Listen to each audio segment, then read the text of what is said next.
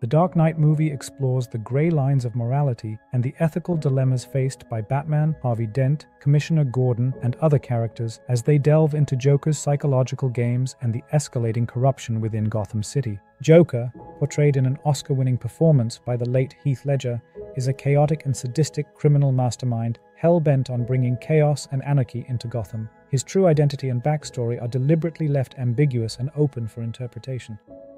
There is a popular theory that could explain his skills and methods, providing us with a better understanding of his character. Joker is of military background, or at the very least, has specialized training in warfare and espionage. This explains skills he showcases within the movie, such as the ability to kill with a pencil, which is a very popular trope in movies, associated with highly trained individuals, his knowledge of explosives and different types of weapons, his ability to infiltrate, and his familiarity with interrogation techniques. But also, this theory could explain the lack of official records, fingerprints, or dental information, and the inability to be traced by facial recognition programs. Whatever may be the case, Joker's character has an unprecedented depth that transcends him to a much more complex and intimidating villain than what Batman is used to fighting against. Something that Batman himself fails to realize until it's too late. Criminals aren't complicated, Alfred. We just need to figure out what he's after. Alfred suggests that Bruce himself cannot understand Joker, and explains that some men don't need to have motivations. Some men just want to see the world burn. Of course, as viewers, we can argue that wanting to see the world burn is a complex motivation, but that is not the point. Joker is so dangerous and unpredictable, exactly because he simply wants to see the world burn. Shallow motivations like money, fame, or glory have limitations even to their absolute extreme, and thus they can become very predictable. Even though the movie tricks us into thinking that Joker is after money, if you're good at something, never do it for free. With even Batman misjudging Joker's motives, Me, you're garbage who kills for money. Don't talk like one of them. in the end, Joker proves his total unaffection towards it, setting a literal mountain of money on fire, showcasing the relativistic nature of material possessions and the consequences of greed, as symbolized by Mr. Lau on top of that pile. Joker's goal is to prove that everyone is corruptible, and how false society is to believe in rules, laws, and other man-made ideals. This pursuit can also be related to the military background theory. If he was indeed an ex-military man, having witnessed the unfairness of death and war, he could have felt betrayed by society's said ideals and morals.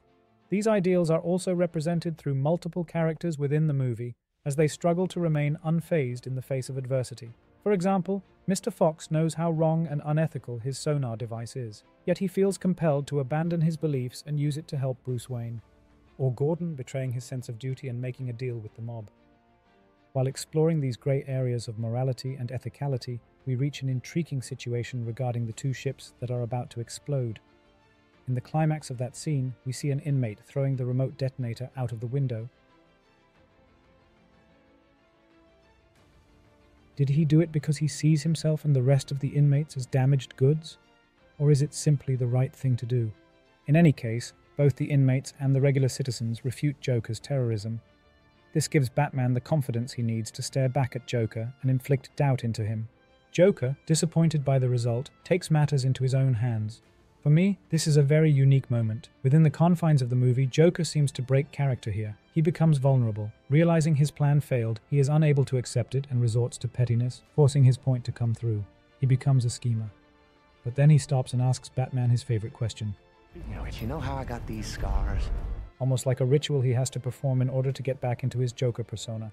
And as he does, he gets distracted. Long enough for Batman to angle his arm and perform a surprise attack, allowing him to throw Joker off the building to his death. At the very last moment though, Batman, still steadfast to his morals and sense of duty, saves Joker. Joker praises Batman for not killing even someone like himself. But then he reveals that he always has an ace in the hole. Harvey Dent, Gotham's White Knight, has been broken apart and turned into a vengeful villain, essentially negating all the progress and sacrifices that have been done so far. Dent was not only Gotham's but also Bruce Wayne's candle of hope. These news have a heave toll on him.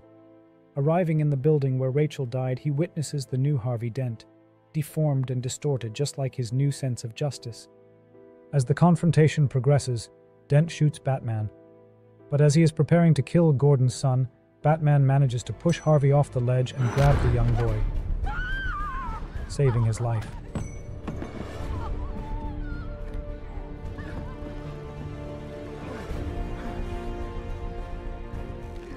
Batman and Gordon are devastated by Dent's fate.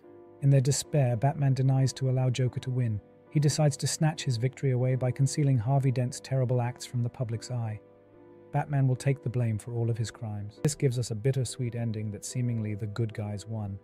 But as is the case with most of Christopher Nolan's films, they are not always what they seem to be. His films always navigate through morally gray lines, presenting events that challenge traditional ethical norms. The conclusions of their stories can hardly ever be called a win, and most importantly, they never have what you would call good guys.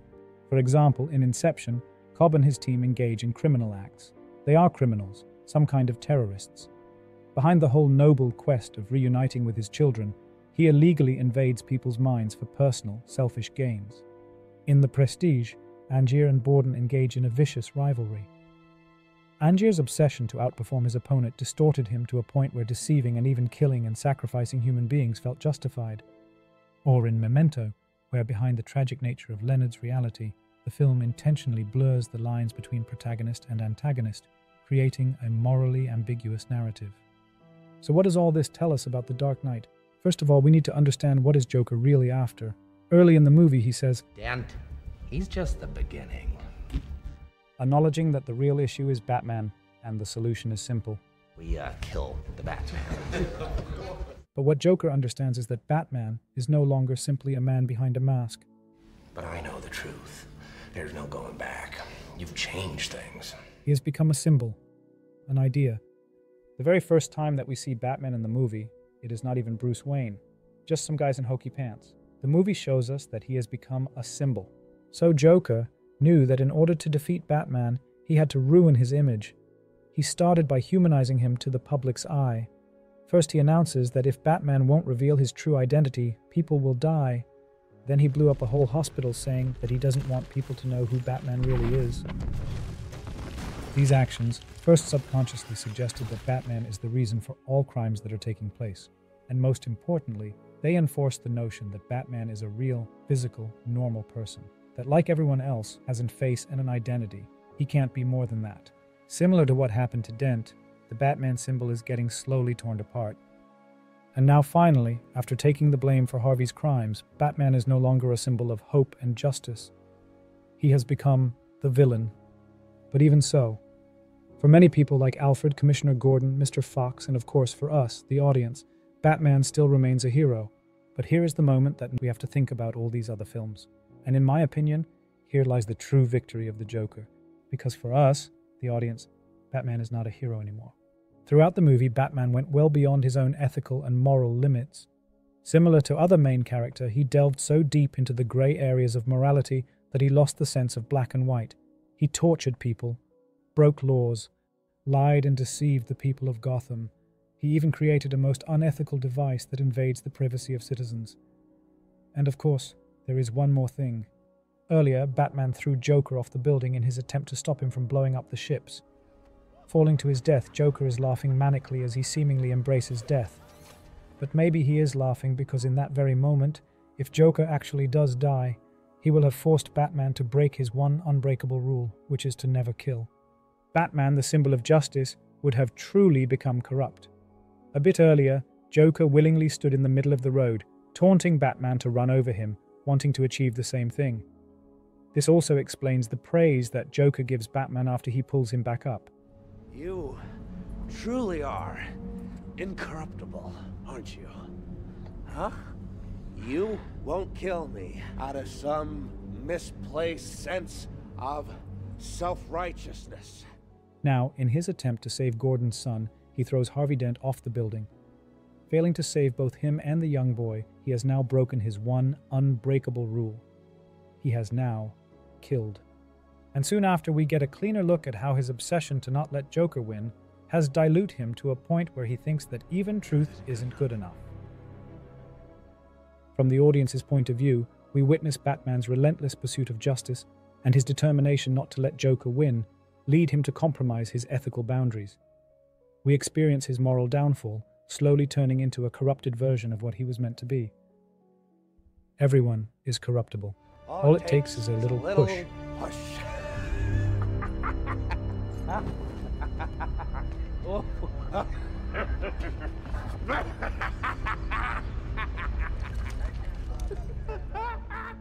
I hope you all enjoyed this video. Again, these are all personal opinions and points of view. Feel free to express your thoughts in the comments in a polite manner. As always, feel free to like the video or dislike it. Either is totally fine. And be sure to subscribe so you get notified for the next upload.